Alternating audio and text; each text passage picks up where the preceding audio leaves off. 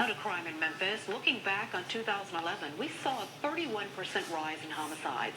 The big jump is after police say 2010 had an unexplainable low dip. We're now back to our murder rate from 2009 at 147 homicides during the past year. WREG's Natasha Chen takes a closer look at who is involved in these incidents. Natasha.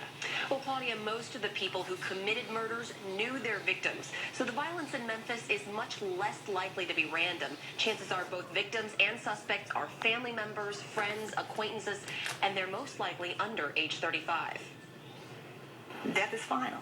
They don't understand. Beverley Perkins' granddaughter Veronica was shot in the head in November. Her boyfriend admitted doing it. What he said does not make sense, that he was showing her how to use a gun, and he pulled the trigger. Veronica Shante Godwin is an example of the most common type of homicide in 2011, a young person killed by someone she knew. The problem of youth violence has Perkins upset and the police director on high alert. If we target youth violence, inevitably we'll have a reduction in crime.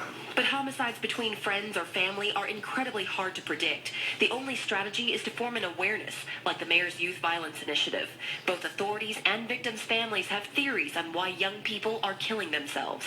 Our kids are dropping out of school. Our kids are looking to gangs just so they can have a sense of belonging to some, because of the family structure has broken down. I think that a lot of it has to do with lack of discipline, no training in the homes, no lack of discipline in the homes. 18-year-old James Henderson was charged with reckless homicide in Godwin's death.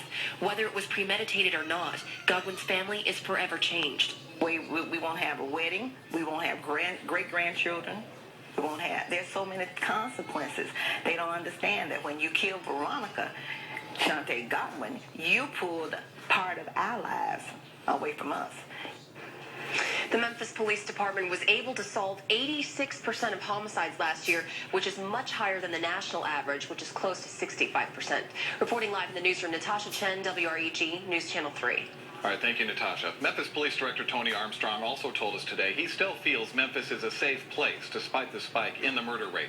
But our 147 murders is nearly 3 times what Nashville reported in 2011. In fact, Nashville's 51 murders was the lowest that city has seen in 45 years. Since 1966, Tennessee's capital city had 60 murders the year before. What's Nashville doing? Metro-Davidson police credit officers attacking crime from their precincts and a good partnership with more than 500 neighborhood watch groups. A Mississippi teenager is expected to